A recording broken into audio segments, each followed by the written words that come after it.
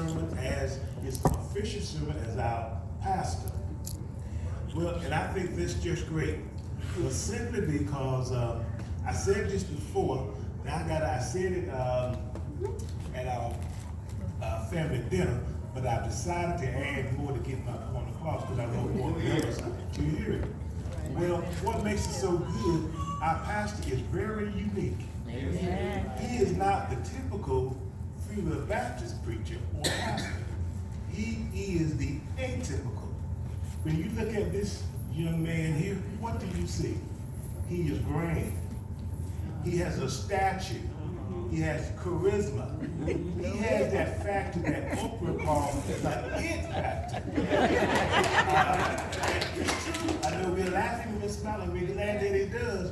But when you see his presence, you know he is anointed, and there's something that stands out about him. Just look at him today.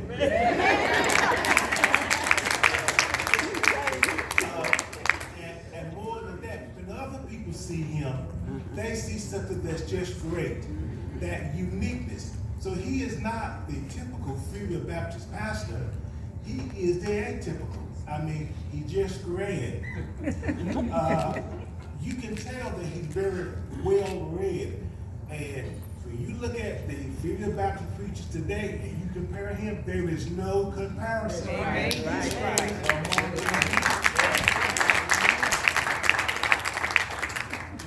When you look at the Freewell Baptist preachers today, he is a great leader. He has a vision. And I'm a historian, and when I read this scripture, I'm not good with scripture, but I might mess it up, but y'all can get the message. Write the vision. Several years ago, back in 1890, when our leaders, our four leaders, they wrote the vision.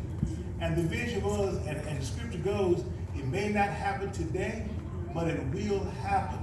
And in 1964, their prayers were answered through our present pastor. And he had a vision. And if you go in that room and look on that board, and it says his vision was to bring spirituality to each of us. That has happened. To better the physical structure of our church. That has happened. To work in the community. That has happened. Ladies and gentlemen, and remember, this is history. This church has something to be proud of. And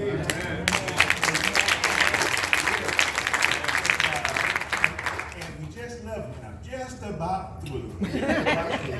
Normally I don't have a paper, but I got a paper today because I want to get these points across. And I'm just as serious as I can be. I know I'm kind of juggling with it, but I mean this.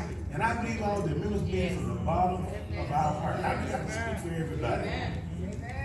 Out of all the 56 years, through generations, the first generation that voted him in, people like Mabel Miller, Alderman O's, Deacon Dunn, Miss Lena Mae Jones, Miss Bessie Dixon, that group of people, they loved him. They truly loved him.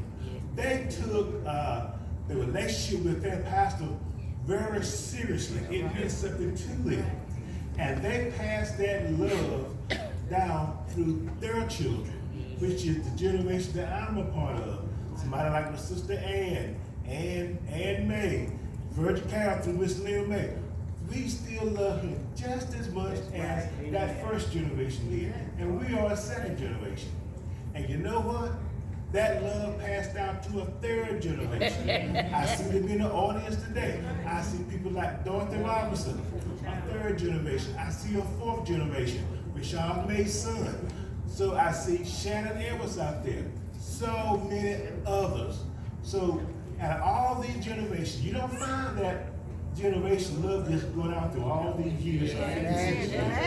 You never heard anybody from any of these generations say, we want another pastor. Never been a question about, let's get rid of it. The thing is, we always try to show is that we love him and we respect him.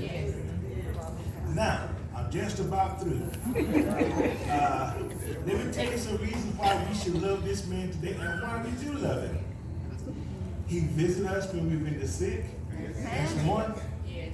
He performed wedding ceremonies. We're happy when we want to get when y'all got married.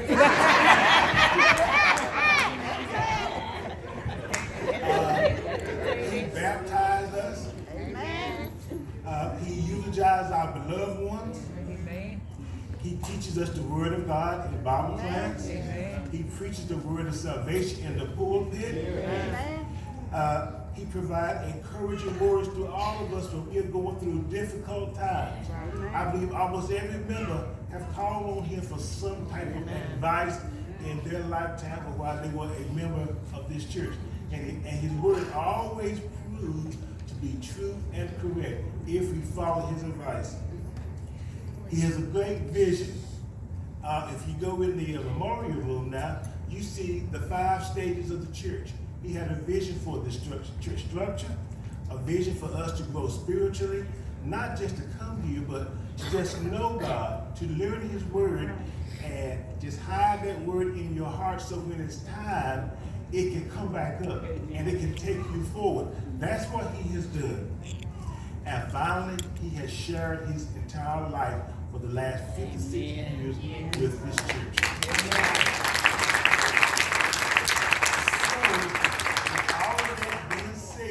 And I could say more, but let's just stand up and say thank you, brother. Give him a round of applause. Thank you.